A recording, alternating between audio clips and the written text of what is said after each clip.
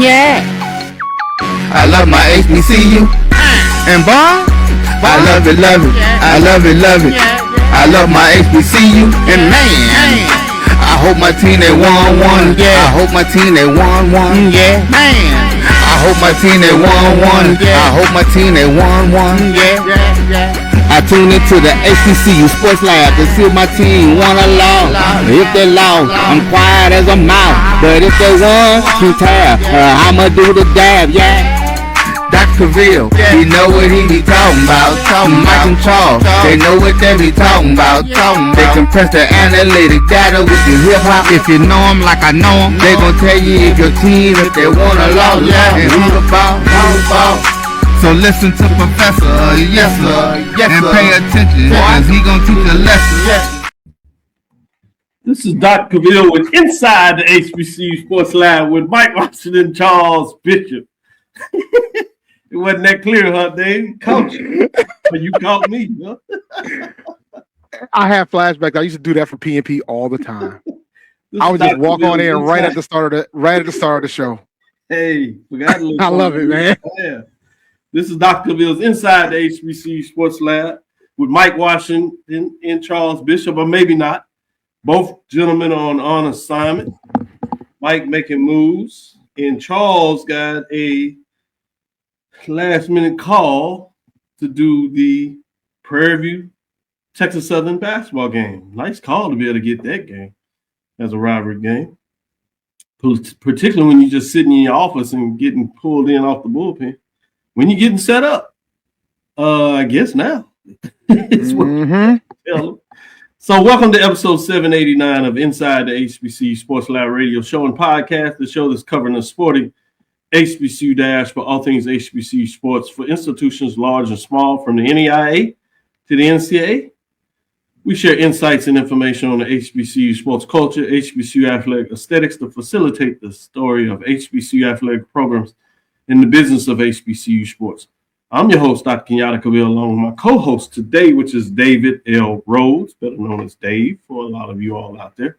We're filming from our home studios and sending a signal live the KCOH 1230 AM studios with the Texas Radio Hall of Famer, that's multi-Hall of Famer Ralph Cooper, in a beautiful home at Texas Southern University from Houston, Texas, which is the spot of today's final game between Prairie View and Texas Southern for this regular season, where a lot of seedings are on tap for this tournament that goes on next week, and more importantly, another chapter in the rival to see who will end the game victorious, and that's both on the women's and men's side.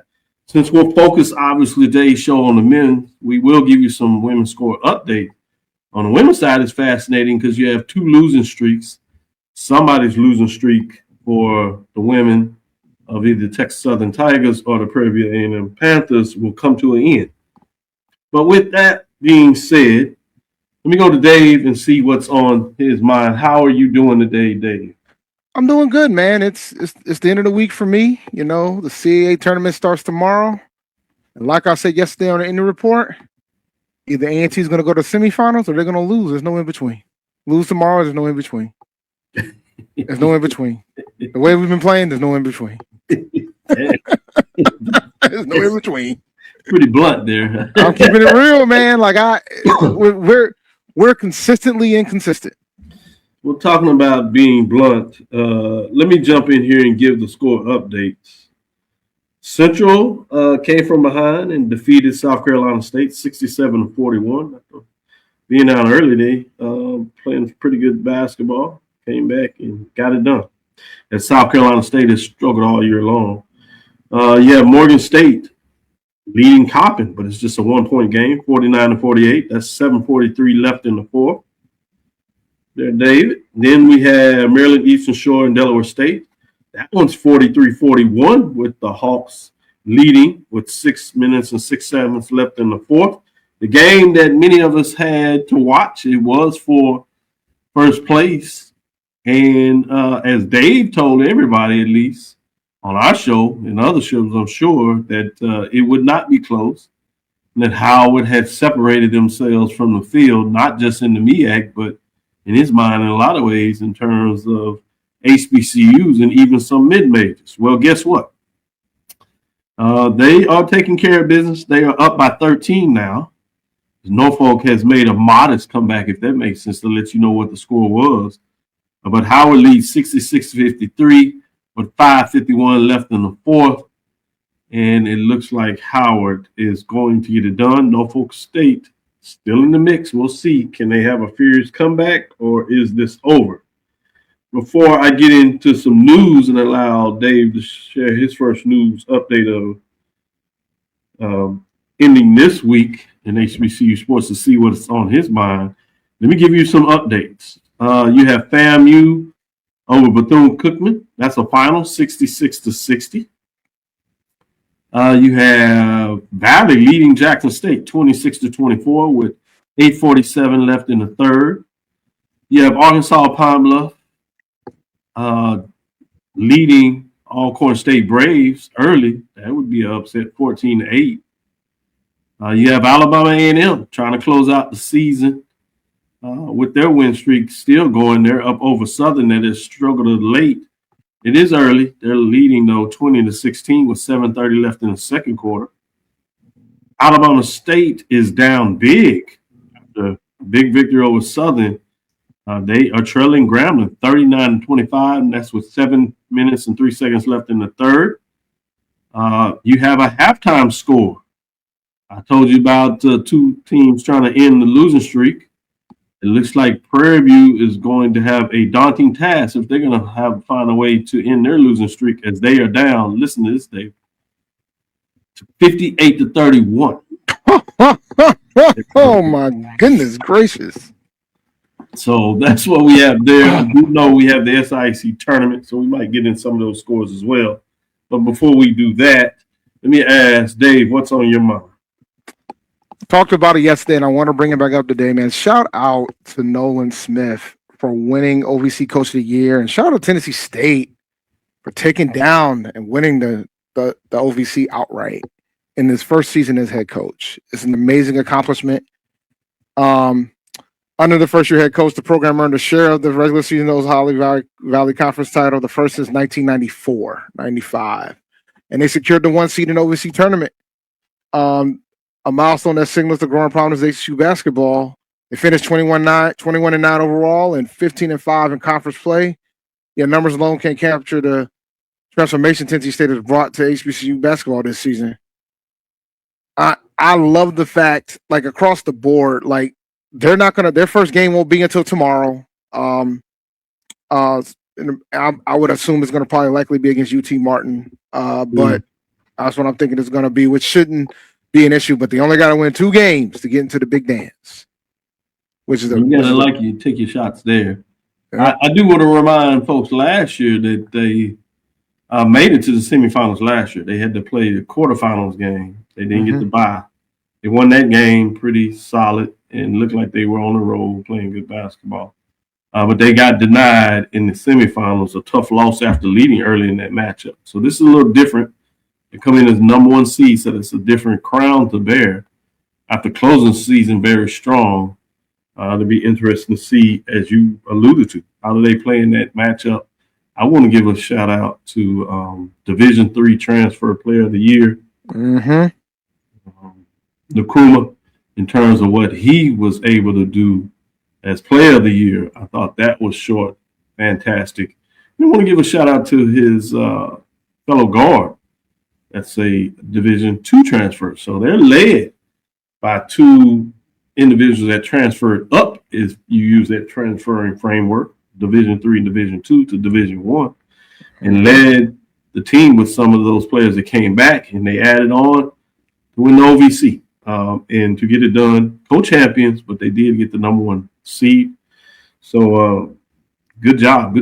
And I get to say, I got to see them live. Like I said, I made a special trip, actually flew into Nashville, got a chance to visit Tennessee State, their downtown campus. Look at their esports program, some stuff we're trying to do there. The Innovation Center, fascinating, good work there at Tennessee State on the academic side.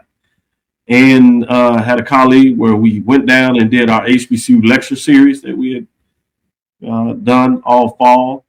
And took the opportunity to do that before the game, meet with some students, some players, college athletes, as we like to say, and then got a chance to see the game between Alabama A&M and Tennessee State. And really good game the first half. A&M pulled out late, give you some indications of why they're still in the mix. But you talk about what it looks like when you're able to close strong. So fascinating in terms of getting the opportunity to see some of those matchups. I love them. And oftentimes, if I can't see them live, I certainly watch them on TV and keep a trajectory of those crossover matchups because they're fascinating to me, with that being said. But I want to add this to it, to your point, since we're crowning some champions. We also had Bethune-Cookman men who claimed the SWAC regular season title. First time ever in the SWAC. Second time they've won a basketball championship. They were not a juggernaut, as many people talk about what they did for that double period, decade almost, if you would, in terms of football. That was not the case in basketball. They did win a women's basketball tournament a year before they came in. COVID shut them down. But that coach left for another opportunity, so that was kind of, a short stint, but hadn't done it on the men. So you're talking about them getting excited about basketball over there is fascinating in terms of what they've done in their history. So kudos to them. That year they were not able to get in the tournament. So now they're trying to find a way to get the first opportunity to get to the big dance. So, and this is the first year the SWAC is doing all 12 teams, right? They get to close out. Yep. What'd you say? This is the first year that the SWAC all 12 teams make it to the tournament, correct? Right. That is first year. So everybody's there, so it's a little chaos different. Time. They get a bye deep in the tournament, but we'll see. Like Tennessee State, does it help them, or the old slogan that a lot of people will go with, rust versus rest. We'll see. That matters there. They've kind of struggled a little bit of late, but they held on. The commissioner will be down there to hold the trophy as he gave it to the women earlier this week with Alabama A&M getting it done. Kudos to them. So fascinating when you talk about these championships going around. Good stuff in terms of what that looks like. They did it in fine fashion, defeating Grambling State 76-71. Now they got to go on the road to Tallahassee, and FAMU quietly found a way to be tied in a four-way tie, if you would, at 10-7 in second place. On doing tiebreakers, man. Four-way ties is wow. Well, it's going to be interesting how they look because a couple of teams play each other. So that'll be that bad. It won't be that bad. You got Southern facing up with their matchup with Alabama A&M, so somebody has to lose there. So somebody will get to 11-7 and be at least tied for second place, or have it outright, depending on what the other teams do. So it's going to be interesting when you kind of look at these seedings. That the other team is Texas Southern. Speaking of Prairie View matchup tonight, Prairie View wants to stay out of their first four, so they want to win. They did get the earlier victory, so they can sweep them this year. Texas Southern wants a little bit of payback on the men's side, obviously. So that's going to be fascinating to see what that looks like on the men's side. So seeding is up in the air. We'll see what it means for the tournament. Any other news that you want to share before we take our first break? Quick update on the men's side in MEAC basketball. South Carolina State just closed the deal against the school down the road, 80-64. It was a pretty dominant. You had to get that out there. Oh yeah, you know me very well, Doc. Y'all tries to say that Central has injuries. Is that a case? Yeah, that's what I heard. Josh's been saying he's been screaming injuries, but he's running out of time. The tournament is approaching. And I don't think it matters anyway, man. I don't know anybody's gonna be able to beat Howard, man. I did like that Nolan gave a shout out in terms of HBCUs in general. Said he family went there, studied history, gave a shout out to North Carolina, HBCU, as well as Howard. I thought that was fascinating that he gave that shout out. That was pretty cool. He loved the opportunity to be there at Tennessee State. He showed making the most of it, that's for sure. I told Brandon, you better keep him there, man. Y'all better try to keep him there as long as possible. I think they got at least another year. People want to make sure you did it. HBCUs, while a lot of coaches can get hot one year, that's not the case. where we are in this space. So people want to see you do it a couple of times. So I think they got at least another year. The good thing about it is you got to recognize that that if you were able to attract a coach like this, now they can see to get it done. You just got to be a good job of making sure that you analyze, and that's where you got to give some credit to Dr. Mickey Allen, electing the coach, right? And so he has to make sure that those things that he saw in Coach Nolan, that he has that and knows kind of where to go for the next opportunity, because you're going to get more candidates that are interested, because now they see that it is a place you can win. And ultimately, that's people's desire to be head coach and be at a place they can win. So you can get you another coach. And this is the business we are in. People have opportunities. They win. All you want to do is make sure you take advantage of when they win it. So you want to get to that dance while he's there. Absolutely. Pay it off, and you'll deal with the rest when it comes. But you're right. If the alumni have anything to do with it, they need to make sure they do their part. That being said, let's take our first break. Come back on the other side and get into some poll rankings. Essentially, the last one to kind of close things out before we get into the final tournament season. Obviously, closing out this week with the SIAC OVC Tournament. And then next week, we have the MEAC and SWAC doing their thing both on the men's and women's side. We'll be right back after this first break. For over 30 years, HBCU Image has been more than just an apparel store. We've been a movement, a state, a legacy. We celebrate the pride, the purpose, and the culture that make historically black colleges and universities legendary.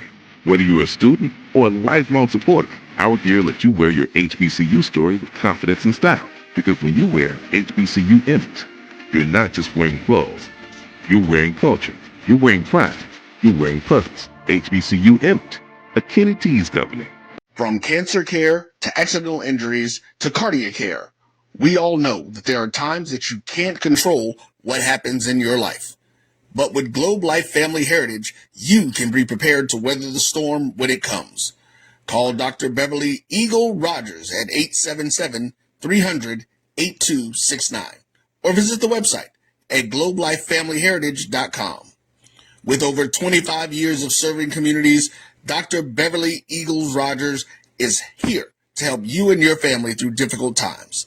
Dr. Beverly takes pride in Globe Life being one of the few companies that returns 100% of premiums to clients that stay healthy.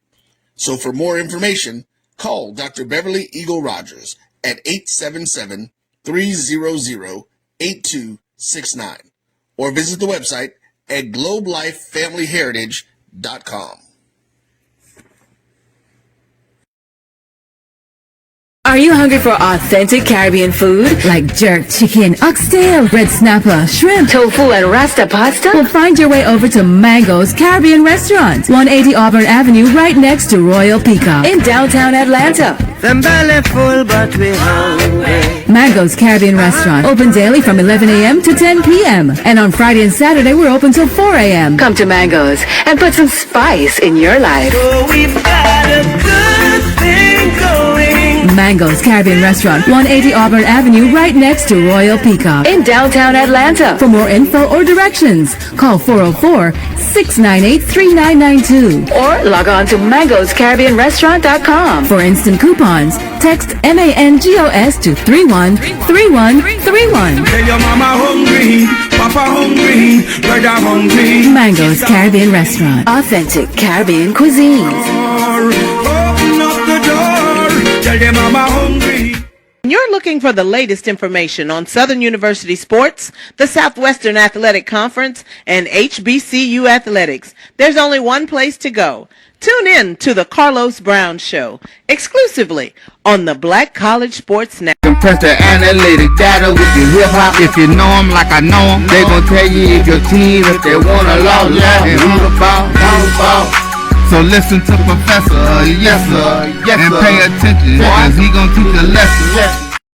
This is Dr. Wills inside the HBCU Sports Lab. Let's go ahead and jump into it and get into the mid-major, week number 9 for the men, and see what is going on this week in terms of teams dropping out or team dropping out in regards to what took place. You have Miles Golden Bears dropping out at 19-7, 17-3 in terms of what that has happened. Let's get into those receiving votes so we can get into that. Receiving votes is Virginia State Trojans sit at 19-9, 12-4 overall as they closed out their season. They didn't get to that 20-win mark. Have they done enough to get a at-large bid? People say probably not, but we'll see what that looks like. Some years the CIAA is looked at as a strong conference, and the region gives them an opportunity. You kind of have to see about the regional rankings, but that information will be coming out this weekend to see who makes the mid-major tournament. That's the NCAA Division II, as well as the NAIA, which comes out today. We might get a little bit of that information as the men are broadcast 6:30. The women are after that, and we'll be off by that time takes place. But also, with that being said, you got Clark Atlanta Panthers sit at 21-7, 17-6, as they are outside of the top 5, looking to do some damage in the SIAC tournament. Yeah, the Miles Golden Bears sitting at 19-7, 17-7. They're used to postseason action and find a way to come down with the trophy in the SIAC tournament. Can they do it again? They're a little down this year, but still playing really solid basketball, which is something to be said when you're supposedly down with a record of 19-7 overall. You have the Stillman Tigers, 18-9, 10-2, as they finished out the season in the HBCU AC. Tougaloo Bulldogs, 17-8, 10-2, had a great run in the tournament there, but obviously was taken down with the upset of the tournament, at least, with the Suno Knights get it done for the HBCU AC, and so they will get the automatic bid to the NAIA tournament. We'll see what that looks like. You have AD, who has snuck in here and must be a break in the action down at the SIAC. We'll get in this top 5, and as we finish this off, we'll give him a chance to get in here and give us some comments on the tournament, and then we'll finish with the top 5 rankings. At number 5, you have Morehouse Maroon Tigers, 18-9, 17-5 with 38 points. They have jumped back into that top 5 to let you know what's going on there. At number 4, we have Tuskegee Golden Tigers sitting at 20-7, 19-5, 43.4. Following the rankings, let's go to number 3 in the rankings. You have the Langston Lions sitting at 23-6, 17-5. They got to the final of their conference tournament, and were leading late in that game as opponents tied it up. Then they went into overtime and could not close it out in overtime. At number 2, you have the Virginia Union Panthers sit at 24-4, 13-3, 3 first place votes with 61 points. And Fayetteville State gets it done. They actually remained at number 1 as they got it done last week, but the Fayetteville Broncos bringing over championship at actually 23-6, 14-12. They get it done in terms of those rankings. With that being said, before I ask Dave his thoughts on the poll rankings this week, let me go to you, AD. What's going down in the SIAC tournament in that beautiful new facilities that I'm sure that the coaches and players are enjoying, at least by the aesthetics, even if things are not necessarily going their way on the court? Great new facility, not 100% complete yet. And when this facility does get up to 100%, it's definitely going to be a great facility. But the areas that aren't complete are not where the fans can really see it. So just want to keep that in mind. We've had a lot of great action. Probably the biggest surprise, and I've been telling you guys this for the last 3-4 weeks. Every year, somebody loses in the first round. Well, we saw it yesterday on the women's side when Albany State took down Edward Waters. I know this is the men's show tonight, but I just had to bring that up. And what surprised everybody around here, it was not the fact that Albany State beat Edward Waters. It was the fact that Albany State beat Edward Waters by 30. Right. So that was just what the great thing was with that. A couple of people realized that I'm on it now. They messing with me off camera. I just want y'all to know that. I saw that. There's a legendary sports information director over there giving you a hard time. Tell Jackson leave you alone. Tell him we say what's up. Dr. Cavil say leave it alone. Tell him we got a show we got to do here. But no, other than that, everything else is held to chalk. Both every game has been very well competitive though. Right now we just had North Atlanta defeated Lemoyne on the men's side by a score of 59-54. Other action today, Clark Atlanta women won earlier today by a score of 62-52 over Tuskegee. And in the tightest game of the day on the women's side, Lane 56, Benedict 54. And we've got one more game left here today, Miles and Savannah State. And what probably going to be another grade come down one possession ball game. What time does that tip off? That tips off. There's 25 minutes on the clock. Perfect. In a pregame warm up. So yeah, we get that one. So got about 10 more minutes of my time. Yeah. Yep. Good deal. Let me go to you, Dave, and we'll come back. 80 Drew, if you can give us some more comments in terms of the poll ranking. A little bit off. This is last week, but it'll give us some talking points. But let me do this before you jump in here, Dave. I'm gonna verbally give you what it is, so keep this in mind. Number 5, Virginia Union Panthers. Number 4, Morehouse Maroon Tigers. Number 3, Tuskegee Golden Tigers. Ranks 2, Fayetteville State Broncos remain number 1 in the second week. What are your thoughts on the poll rankings?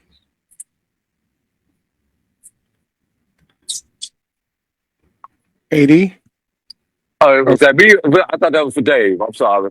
I was talking to Dave, but he's great. My bad. No, I'm looking at the gentlemen, y'all are scholars and gentlemen, so however you man, because you busy, you in the tournament, man. I gotta give you. I'm gonna let you roll first, man. Okay, give me that 5 again, Doc. Yeah, number 5, Virginia Union Panthers. Number 4, Morehouse Maroon Tigers.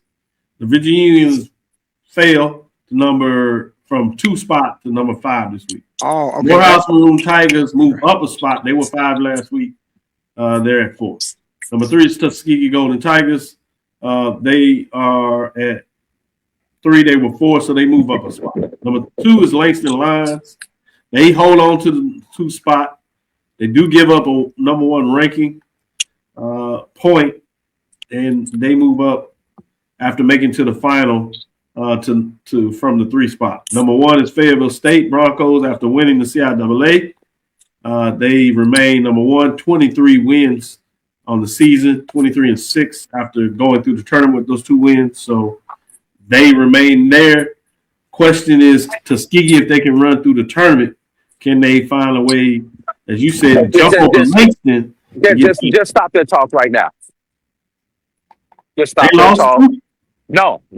We're not going to talk about them. We're going to talk about the Maroon Tigers running through this tournament. That's what we're going to talk about. Okay. I was going to say, Maroon Tigers. So the question is, if Maroon Tigers do that, therefore, how high can they go? Well, here's the thing that's probably more important than the poll, Dr. Hey, your poll is very important. But with the last regional rankings that came out on yesterday, Tuskegee was 8, Clark Atlanta 9, Morehouse 10. Oh, they're right there. So that's huge. Yeah, but what does that mean? Only the conference champion is going out in SAC. Only one. That's the most important thing out of this. Right now, everybody's fighting for their life in the SIAC. It's win or go home, whereas the CIAA will get 2 teams in. Conference champion Fayetteville and Virginia Union is in the South. Okay, good stuff. Yeah. Dave, with that on the record, what do you think about the poll rankings, or where you going in terms of the tournament? Or you can also talk about postseason play. You got a lot of areas you can break down for the mid-majors. It's on you. I'm not mad at Fayetteville State remaining number 1, and I don't know if there's any scenario where they would fall outside of that spot. All due respect to Morehouse, all due respect to Tuskegee, I just don't see them losing that slot. So it is WSSU Ram Nation breaking news here. It sounds like it. Chris White, Winston-Salem State University. I think the Winston-Salem State folks, they do a lot of wants. First, it was Chris Paul, so I'm not sure if this is a want or is this a. Well, they couldn't get Chris Paul. They couldn't get Chris Paul, so now they got Chris Wright. Hey, so they got a Chris backup. He's a championship level coach. Yeah. Played for 2 national championships at the NIA level, and they're headed to the tournament. I wonder if they get a chance to finish his run in the tournament, or they're going to ask him to come immediately. If that is the case. If that's the case. Now, let me go to you, AD. What are your thoughts of this breaking news, essentially? When I see a release from the school, then I'll make a comment on it. Right now, no disrespect to HBCU Game Day, because we know they break news, but I've learned in this business, you wait on the official release. And one other thing coach back there. It's a wish list. It's a wish list from Mr. Ram Nation. It's a wish list. That's what he's hoping for. Right. And I wanted to say something about what Dave said. Keep in mind, Dave, you are probably right when it comes to that poll, because Fayetteville State did beat Morehouse head-to-head earlier this season in the Chris Paul class. Speaking of Chris Paul, so I had to bring it all back. You got to bring it all back. I like that. I like that, AD. All right, we're going to take a next break. We may and I'm gonna jump up on that one. Are you going to have to jump off, or you going to stay with Yeah, no, I'm going to have to jump off. I just appreciate y'all letting me come in for a few minutes. I got to catch me a break. We got to get you back to work, man. Get to work, man. Got to get to work, man. Got to get to work over here. Y'all shout me out if y'all see me on ESPN Plus. All the games are streamed on ESPN Plus. All right. Tell all the folks there at the tournament. We said, what's up? Wish we could be there doing the show live. We'll work on that. Tell the commissioner, we need a little help. Hotel room, we'll make it happen. He got a spot for you, but we're going to have to work on the other half. That's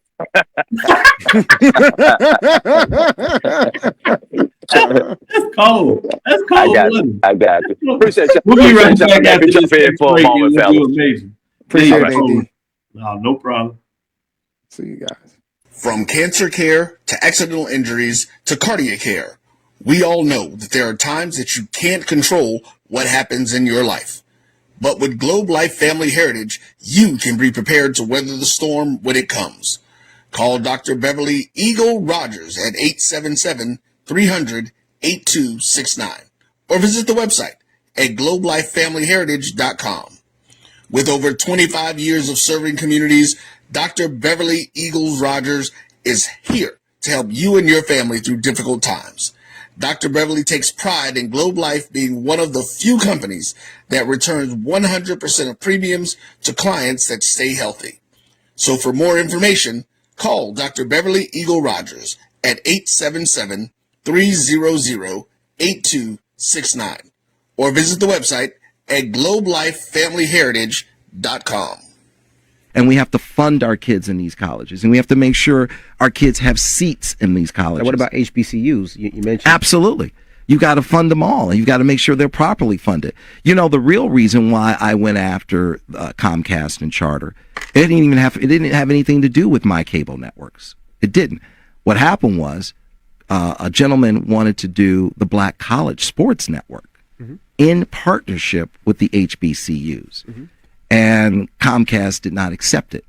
And that would have made a lot of money for these black colleges. Absolutely. And it would have educated the Black College Sports Network. This is what he wanted to do. That would have educated a lot of black kids. And when they didn't do that, that's when I came off the bench and said, okay, I'm going to light you up like a Christmas tree.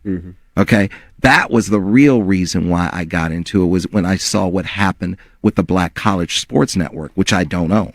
I just knew. Why didn't you buy it? I just knew. I just knew that these black. I like that talk. All right. I knew that these black colleges were going to benefit, and these black kids were going to get the education that they deserved and not have to pay. There's a shot. It might be. It could be. Right field. Grand slam. What a shot. That's how you get hot, young fella. Thank you, guys, for what you do for HBCU athletics. This is a fantastic avenue for all of us. This is our ESPN, so we love what you guys do, and all you guys at BCSN. We really appreciate what it is that you guys do for us. Movement, a statement, a legacy. We celebrate the pride, the purpose, and the culture that make historically black colleges and universities legendary. HBCU Image, a Kenny T's company. You're looking for the latest information on Southern University sports, the Southwestern Athletic Conference, and HBCU athletics. There's only one place to go. Tune in to the Carlos Brown Show, exclusively on the Black College Sports. Compress the analytic data with your hip hop. If you know them like I know them, they gon' tell you if your team, if they want a law, and who the ball. So listen to Professor, yes sir, and pay attention, cause he gon' teach a lesson. This is Dr. Cavil with Inside the HBCU Sports Lab. Let me give you some scores of this final week, Dave, in terms of regular season for the MEAC and SWAC. That's for women and men's. We have regular season championships on the line out of the MEAC. We certainly have seedings on the line, both in the MEAC and SWAC. So let's start with the MEAC in terms of these games, as all of them have gone final. Central, as I said earlier, defeated South Carolina State 67-41. Yeah, Morgan State, they got it done against Coppin State 64-54. You have Mideastern over Delaware State, that's 56-48. And Howard has done it. They have closed out the season, defeating Norfolk State 74-59. We'll wait to the last segment to give you these rankings so we can talk about what does it mean for the standings on the women's side. But before we do that, let me give you the score updates in the SWAC on the women's side.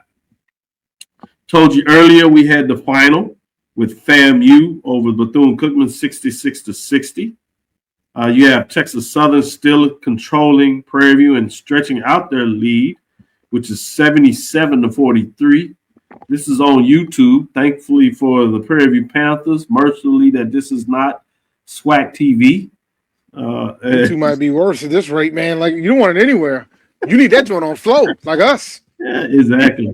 You have Valley, man, getting it done against Jackson State, 53-40. 6:08 left in the fourth quarter. That's probably a surprise to a lot of folks there. It is a rivalry game, so you knew the Delta Devils get up.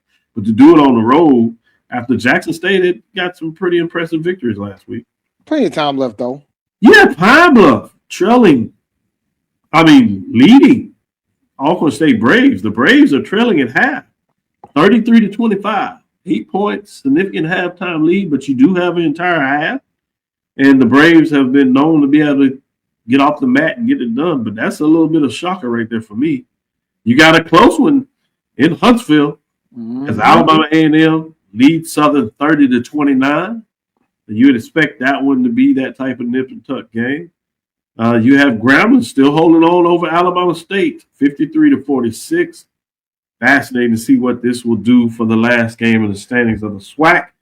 Again, seedings are up in the air. With that, I'm going to give you the verbal update of the poll rankings. I was looking at the document we have, and there's one mistake in there that I don't even want to put out there. I don't want to do that to Southern and Texas Southern, so I'm just going to give you the updates here. So as we like to do, dropping out this week, Dave, was the Southern Jaguars. They fall to 9-7 as they had two tough losses. They were sitting in that second spot, Dave, and this has really wrecked this season. They have a chance to win as other teams kind of failed too, but they got a tough one. You see the women are playing Alabama A&M, which you know that means the men are playing Alabama A&M that are looking to solidify their spot as they're fighting to stay at the top of the conference. With that being said, receiving votes were, I should say, North Carolina Central Eagles at 8-5. We just talked about the fact they lost today, so they're going to slide further. You have Norfolk State Spartans sitting at 8-5. They play today, so it'll be fascinating to see what that looks like. Big one against Howard, as Howard tries to crown. Do they double dip, Dave? Howard? Oh, yeah. Okay. Oh, yeah. APB Golden Lions. He said it's not even going to be close. Lions are at 9-7. They play some good basketball. They love to close out on strong nut, and they're fighting for some good seeding.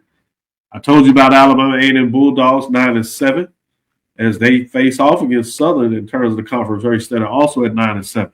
Let's look at the top five We had a team drop out. That means somebody jumped in, and guess what? They jump in at number 5, which is the Texas Southern Tigers. 10-7 on the season, 49 points. Who would have thought that they are fighting for the number 2 seed with their game today based on how their season has went?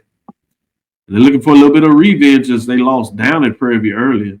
And number 4, Morgan State Bears sit at 9-4. Solid season, trying to close it out the right way tonight. 61 points. Number 3 is Howard Bison, 10-3, 2 first-place votes, 96 points as they close out strong. They sit at the 3 spot. At number 2, you have Bethune-Cookman Wildcats, 14-3, 3 first-place votes, 99 points. They sit in the 2nd spot. You have number 1, Tennessee State Tigers, 15-5, 5 first-place votes, 105 points, sitting at number 1, winning a conference championship, even if it's as a cold. That pretty much solidifies you at this point at number 1, but some other folks get a chance to win the regular season. And that's for 2 and 3 currently. Bethune-Cookman has done it. Can either of these teams do what they really want to get done is the double-double, which means they get an automatic bid to the NCAA and represent the conference, which will be fascinating to see as Tennessee State gets it going tomorrow, semifinals next week for Howard and Bison as they try to close up the season. Enough of me. Let me go to you, Dave. What are your thoughts in terms of the top 5 in week number 9? I feel like Howard should be number 1. Wow. I do. Over Tennessee State. I'm surprised. Yeah, even over Tennessee State. We could talk about it. So for me, I think I would say that Tennessee State has played in a tougher conference, OVC versus MEAC. But I think Howard had better out-of-conference wins. Is it that much tougher, though, with all the teams that are left of the OVC? I think compared to the MEAC, no. From a conference standpoint, right? Sure. I think it's really close.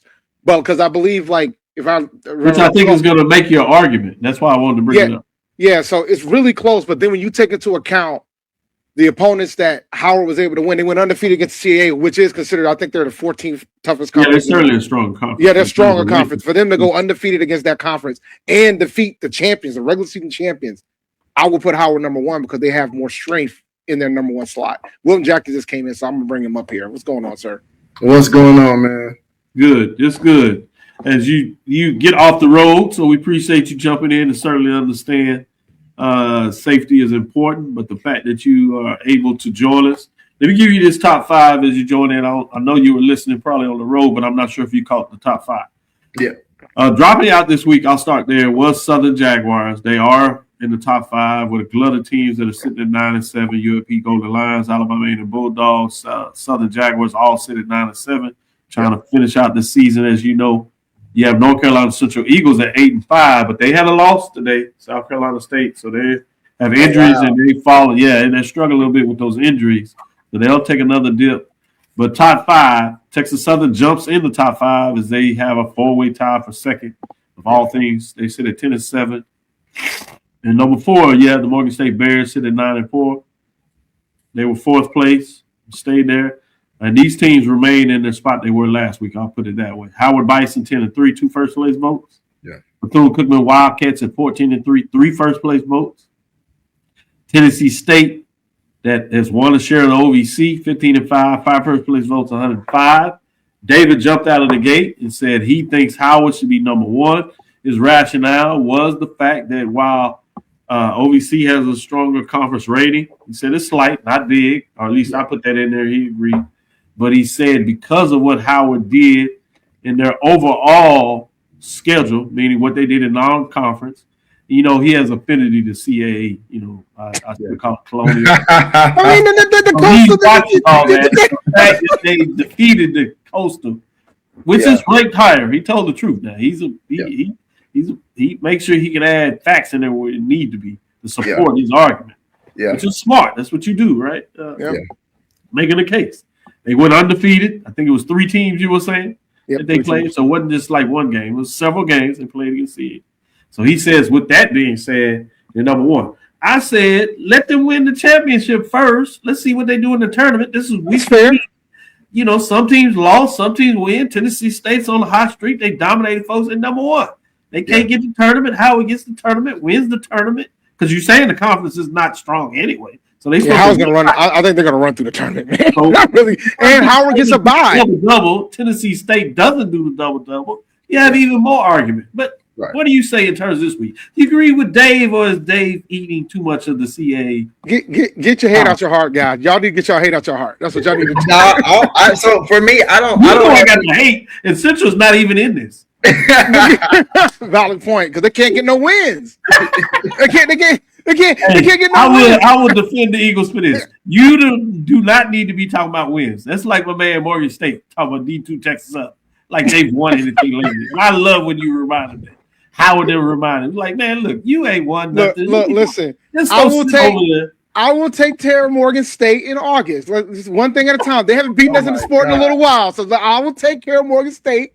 August 29th, we'll take care of Morgan State then. Go ahead, Wilton. See, my camera even like chill out. So for me, I won't put Howard number one right now. For me, I think my number one would still go between Bethune-Cookman and Tennessee State. I think I would lean more towards Tennessee State right now just because they won that share of the OVC, and it hadn't been done in more than 3 decades. So I think that's a major milestone. Shout out to what Nolan Smith was able to do with Tennessee State in his first season there. Aaron Nkrumah, hell of an athlete for him this season. I can assure you, I didn't think Tennessee State was going to finish. I knew they started strong, and I think even after that first loss to Alabama A&M in non-conference play, I was like, okay, like I don't know, like I don't know what's going to happen. But as they continue to build, this was definitely a solid team that Coach Smith put together in year one. So again, I would probably keep them at number one. I would put them at number one. Number two would be Bethune-Cookman. Just because even though they had a couple losses toward the back end of the season, they're still number one in the SWAC. They're still probably on paper the team to beat, probably the most talented team in the SWAC per se. So I would keep them at number two. You heard anything? Is Doc coming back for the tournament? I haven't heard anything back, but I haven't heard anything whether or not he's going to come back. But I will say this. They definitely need him to come back because I feel like when he's on the court, they look unstoppable. Oh, yeah, they totally different. That's why I'm saying while we talking about this, I like to take all that in consideration because people will talk about Bethune-Cookman as if they're not the Bethune-Cookman when he was playing. That was a different Bethune-Cookman. And I saw Bethune-Cookman that faced Jackson State at Jackson State. That's just one of the times where I saw him live and in person, and it was not the same. It just wasn't the same. You're right. I will say this. I have up bracketology right now, and this is the fascinating piece. We might get to clear some of this debate. How if everything falls as it should, like Howard wins their tournament, Bethune wins their tournament, Tennessee State wins their tournament. Yes, they have Howard and Bethune-Cookman playing each other in Chicago, and the winner plays Michigan in the first four. Wow. Now, unfortunately, Tennessee State gets a 16 seed on his own. They ain't got no first four matchup, and then I got to go up against Arizona. So it ain't gonna be a fun ride for them either. Yeah. Now things can easily shift because we still got conference tournaments across the board. That's gonna change with the net, depending on that. I was just kind of shocked to see Howard sitting there, considering that out of conference wins they did get. But I think it's gonna go back down to the fact that the rest of the conference is very low on the net standpoint. Right, because a couple of weeks ago, it had Howard as the 16 seed, and it had Tennessee State versus Bethune-Cookman. So it'll be interesting to see.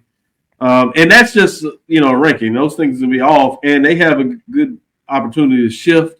They don't really like to have the MEAC facing the SWAC. They did it that one year, which was historical, which was Texas Southern, North Carolina Central.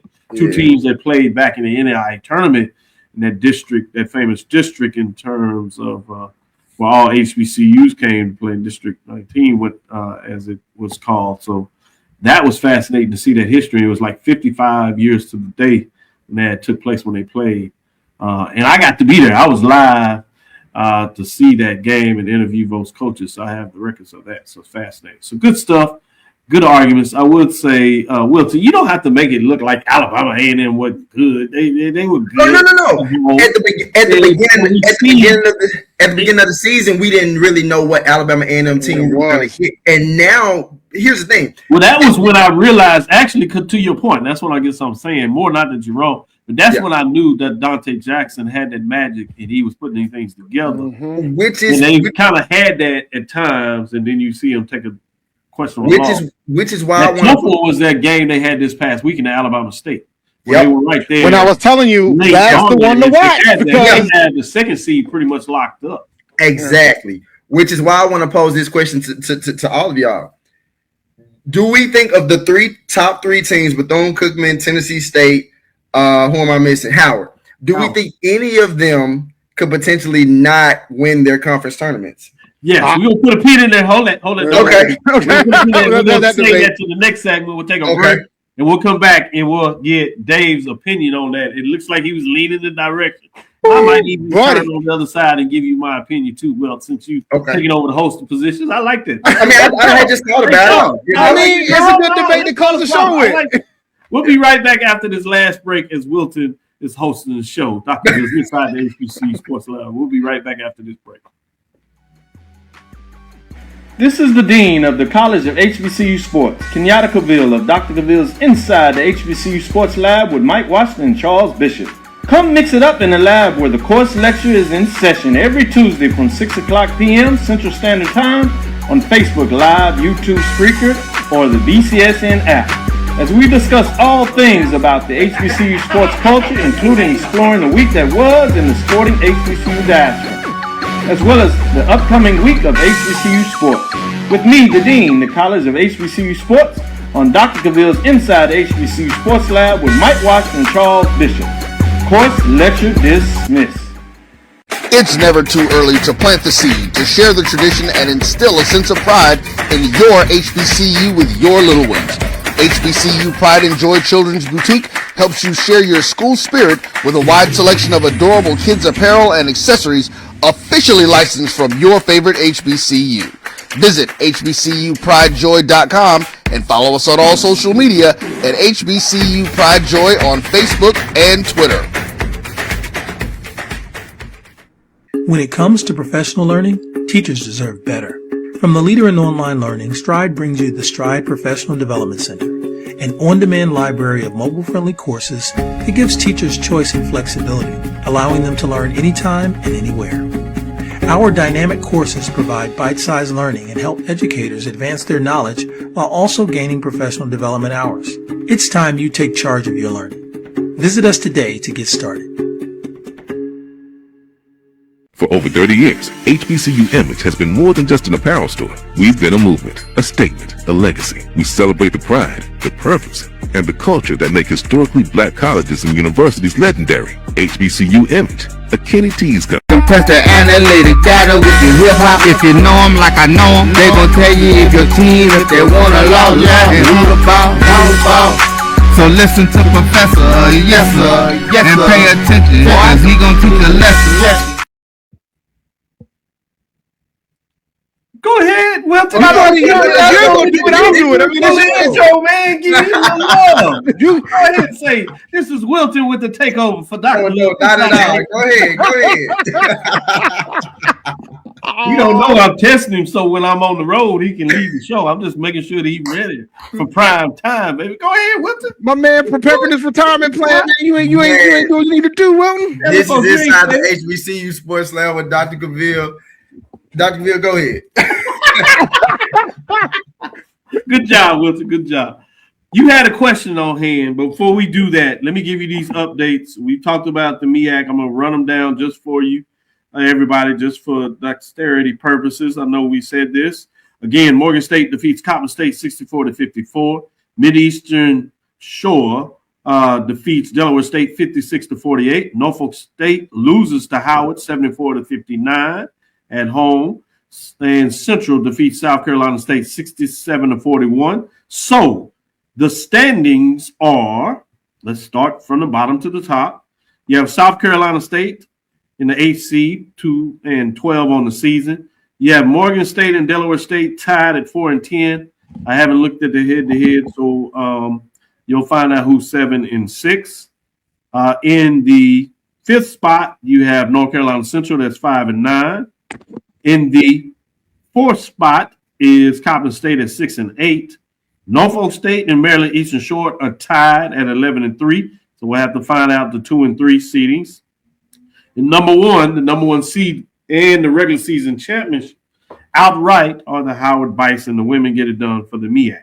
In terms of the SWAC, let me give you an update and see what's going on there. We still have quite a few scores out there, some late in the fourth, some are still in the third. We do have one final with FAMU defeating Bethune-Cookman 66-60. Texas Southern has broken the century mark, 100-59 over the Prairie View, which means Prairie View will go 0-18 in conference play. First time in school history. A rich Prairie View A&M basketball history. Tough for first-year coach. You'll have to find a way to bounce back because there'll be a lot of questions regardless of what people think in terms of that matchup. But wishing the best for the coach there. It's got to be tough in your first season in terms of, I'm sure, what she thought she could get done. Mississippi Valley State, Jackson State, 66-50. That has to be one of the upsets, not only of the day, of the year, particularly with Jackson State at home. They were playing pretty solid of late. Big win over Alcorn, but something when you play those rivalries. There's only 26 seconds left in that, so Valley will get it done. And you have Pine Bluff still holding it on over Alcorn State, 43-36. Another upset. They were leading by 8.5, so they have tucking down a point there. We'll see. One to keep your eyes on. I see Wilton with the little chagrin there saying, Still early, though. I know what he's thinking about. 5:26 left in the third quarter. You're correct, Wilton. The good one, Alabama A&M and Southern, boy. Nip and tuck, 38-36 with 5:47 left in the third.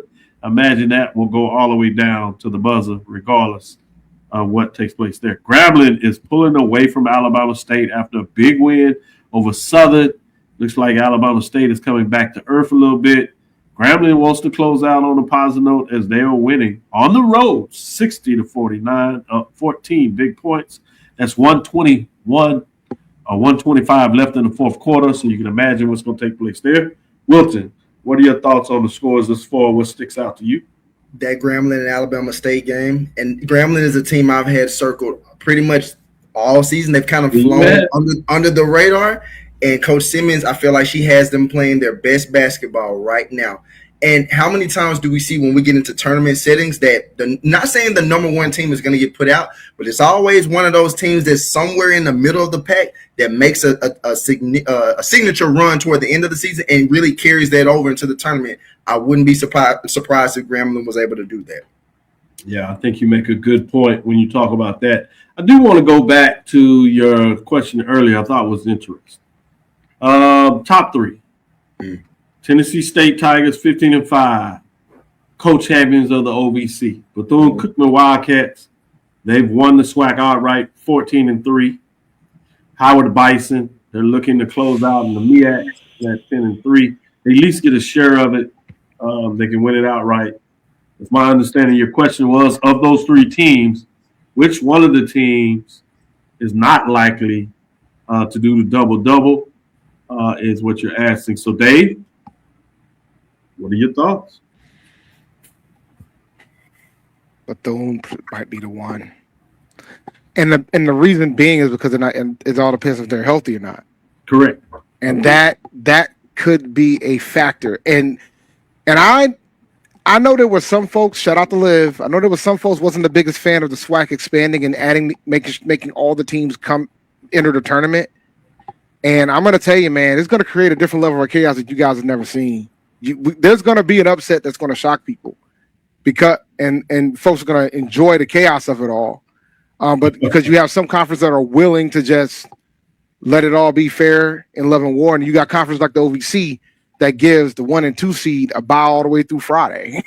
So like there's a different perspective on what you want out of your tournament. But I think the big thing is I'm an advocate of chaos in these tournaments. So I'm all for chaos. So the more the merrier. And I think if Bethune's not fully healthy, man, I think that's the one.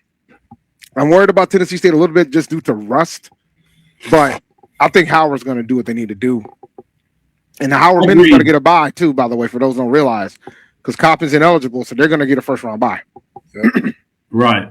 I would also like to say I like to hedge a little bit in terms of the game tonight with Norfolk. I think Howard's going to do it tonight, but I want to see how that game plays out. Yep. On the road, traditionally that's been a tough matchup. Yes, Norfolk had a tough loss, which could have really made this game interesting. But I'm still fascinated. If Howard finds a way to close out on the road very strong, then I would agree that they're likely to run the tournament, regardless of what takes place there, which means the odd team out is Bethune-Cookman in terms of the health. I really like the way Tennessee State is playing, but it's just something about not having that tournament experience. But the thing is, it's the coach that doesn't have it, and so that makes me feel a little better because I think the players, they were just there. Like I told you, they went to the semifinals last year. Right. So they're not going to be that. They add a couple of pieces, but some of the key players were in that mix, and they had that experience. So I don't think they've gone up there as the games are in outside of Nashville for the last couple of years. I think it stays in Indiana. It's in Indiana. Yeah, for a while. So they're used to making that trip. Nothing's going to throw them off. Really focused. I think the coach has them playing loose, and they just have played together really well together. So I agree also that they seem to be fine. So I'd have to agree that Bethune-Cookman would be the team with everything I have right now in terms of what that looks like. With that being said, in terms of the women's side, a little bit of the tournament seeding. Anything throws you off about the MEAC? Do you see it as Howard? I don't see anybody really close. Nobody's touching it. I think you get excitement in the finals, semifinals in terms of other teams or who they may face. Not a soul. I think regardless of who they face, they're going to take care of business. Yeah. In terms of that. On the women's side of the SWAC, you talk a little bit about Grambling. Any other team, Wilton, that you say keep your eyes on in terms of the tournament? You can't write off Southern. I know Alcorn is losing right now, but one thing about Coach Nate Kilbert, he finds a way to get his teams in key matchups late. He keeps his teams in late matchups during the season. This is an Alcorn team that was a 6 seed coming into the tournament last year, and they were playing in the championship game, and I don't think anybody thought they were going to be playing in the championship game. And granted, they still had Destiny Brown. However, no more Destiny Brown. They still have Nakia Cheatham and company. And you see where they are right now in the standings and what they can do. So, again, it just depends on which Alcorn team shows up. So, I would still keep Alcorn in the mix because they've been there. They've seen it. Carlos Funch's Southern squad, been in the mix, have seen it, have won it. They know what that's like. I like this Alabama A&M team. And, again, Alabama A&M, just that anchor of having Jada Belton in the center, in the paint, as an interior force, changes them entirely. Yeah. They're going to be the favorite to win it, but I would not be surprised if they didn't necessarily win it. And if it was one of those teams I just mentioned, plus the Gremlins, even Alabama State, even though they're losing right now, Coach Hayes, what she's been able to do in year one at Alabama State is phenomenal to see. So, again, the women's side of the tournament is going to be just as exciting as the men's side. Yeah, I think the key for Alabama A&M is getting out of that first round game. Yep. They get comfortable to get out of that first round game. The championship game, depending on who you play, it's supposed to be tough. You know, you get a team hot, and you might be fascinating. We do have some games that went final outside of that FAMU game that I told you where FAMU defeated Bethune-Cookman 66-60. Prairie View Tech Southern has gone final. Southern puts up 111 points, 111-64 in that matchup. Exactly. Valley does take down Jackson State 66-50. And you have Grambling State did get it done against Alabama State 68-50 in terms of that matchup. Pine Bluff still leads Alcorn State 44-36, 3:08 left in the third quarter. That's another team too. And India Bowen, top player for Arkansas Pine Bluff. She can score the ball for sure. Yeah, I've heard you talk about everybody needs to make sure they keep an eye on the golden line. So it's a good point. I'm glad you brought that back up. I'm gonna say this. Let me give you this. this last one. Southern has slid back up against Alabama A&M as they hit a 3, 41-40 with 2:37 left in the third. That's good. Go ahead, Dave. I'm gonna say this, and I know it's gonna sound crazy. After what I understand that this game was a rivalry game, Well, after what I saw Valley do with Jackson, momentum matters when you go into these tournaments, man.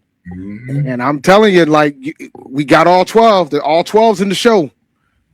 Something crazy is going to happen in this tournament. And I would not sleep on Valley making a crazy run. I don't think they're going to win it, but I think A&M should be able to take care of business. But when you say a crazy one, is you just talking about one game or you talking about two games? Maybe get to the semis. They can get to the semis. Oh, hell, that's a hell of a run. Hell no. That's I don't know if I Get to the semis. Because all it's a momentum thing, man. And it's not the first time I just don't see Valley getting on the momentum, that kind of momentum. But, you know, we've been tricked by Valley for a long time. We haven't seen Valley in the tournament in a while. So unless it's FAMU. We are jaded in terms of what we think of Valley in terms of that. So it's unfair. So I get what you're saying. That is a good point. I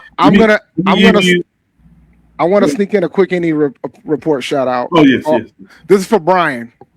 For all you bettors out there, A&T has plus 12,500 to win the CAA tournament. Hampton is plus 10,000, which means if you bet $100, you win $12,000. 12,500. If you bet $100 for Hampton, you win $10,000. So if you're really jumpy and you think you got a shot, there you go. Wow. You talking about the tease? That's a tease. It is FAMU you know that. Early over Bethune-Cookman 18-17. That should be interesting. 6:25 left in the first half, so one to keep your eyes on there. That'll be on SWAC TV. We get some MEAC. We should have some games underway there. Only just the one, which was the final score we had with 80-64. South Carolina State of North Carolina Central. So all the rest of the games on the men's side have not started. We have 20 games today between the men's and the women's, and if you look at the SWAC and MEAC, so fascinating to see what that looks like. So as we start to come to a close here, any final thoughts, Wilton, as another chapter in terms of SWAC basketball from the preseason to the regular season, and we'll have the final chapter written next week, and it's starting this weekend actually in terms of our Division I programs for men's and women. Doc, I'm just excited to see what that SWAC tournament is going to look like next week. I'll be there in person. When do you get in town? I'll get to Atlanta on Tuesday or Wednesday. Most likely Tuesday though. Oh yeah, so you get the full tournament pretty much. Yeah. Really be able to keep us updated. Appreciate that. Dave, what's your final thoughts? Chaos. I want chaos. I got a lot of tournaments to watch, with the Indy Report, SWAC, and the MEAC. I want chaos. Now something in I'm a chalk guy too, but I'm a chaos proponent, particularly in the first two rounds. I'm a chaos proponent. Yes, I have no problem with chaos, except for when it's my team. No, I get it. Well, for me, it's like when it comes to the NCAA, right. It does make things interesting to see what takes place. The other thing I will say is it's always intriguing about this argument about, set up to send your best teams, or did you send your teams that are all 12 teams because they played? I'm always like, it's hard to say that because there's so many more variables of how you determine the best team. So even like Bethune-Cookman, they obviously were the best team over the marathon in terms of this season. But because of the injury, are they getting the tournament? Are they the best team? When you look at some other teams that may be very hot going into the tournament who are playing like the best team. So to say a team is the best team is still based on how are you measuring best team. If for the regular season, you're talking about best team over a period of time, which is a different measure of saying who's the hottest team. Yeah. And typically when it comes to tournament play, it's the hottest team. Exactly. A lot. It's always the hardest. And that's the thing. Because you could have been the best team and have the best record, and then you ended the season with 3 straight losses going into the tournament. Yeah. So are you really the best team at that time? No. But then it gets better. And the thing for me when it comes to chaos on my end of the spectrum is that I feel like the NCAA tournament is like trying to eliminate the Cinderella, right? Yeah. So the only time you're gonna get the Cinderella is in these conference tournaments nowadays. You get them much more now in these conference tournaments. Like even like in the CAA, the worst seed almost won the championship last year in the tournament, right? Yeah, I agree that you're right that the Cinderellas are dwindling on the NCAA tournament. That's like the mystique, and that's the intrigue of watching these tournaments. That's why I love these conference. And you don't have Cinderellas that would go as deep as you had No. for about a 10, There's 15-year period, where you would have the magical Cinderellas with a team upset at 15-2. We even have the 16-1 and a couple of those 14-13. But when you have some of those, 12 seeds, 11 seeds that would go, double-digit seeds that would go a couple of rounds in the tournament, that's a Cinderella. I think that has become harder. Oh my God! We will have some of those early upsets, Yeah. here and there, with things taking place. But you're right. The dance in terms of the magic, they're losing a lot of that. But let's close it out. Thank you for listening to Inside the HBCU Sports Lab. Make sure you share our podcast with your friends and colleagues. I am Dr. Kenyatta, Cavil, the Dean of HBCU Sports, come from inside the lab in the College of HBCU Sports with Mike Washington, Charles Bishop. Again, I want to thank you for listening to Dr. Cavill's Inside the HBCU Sports Lab with Mike Washington, Charles Bishop, every Tuesday and Thursday at 6 o'clock Central Standard Time. We'll be back next week as we get into tournament action. With that being said, we look forward to next week as we discuss the latest news in the lab. Follow me, Dr. Kenyatta Cavil, on Threads, Facebook, and Instagram. That's DrKenyattaCavil. Make sure you continue to check out these gentlemen. David L. Rhodes on the Wednesday report. Wilton Jackson II, also on HBCU Game Day, as he does a breakdown and has his own poll rankings. Man, I love it. Man, he looks so clean in the rankings. Oh, boy, I tell you. And they give you a hard time. I don't even, why they give you a hard time? I don't know, Doc. They always give me a hard time. The purpose of a list is the brother being clean. Then the other time to be talking about you. Why was you? What? With that being said, dream big. Continue to move forward. We will talk with you soon. David? Of course. Wilton? Lecture. Dismiss.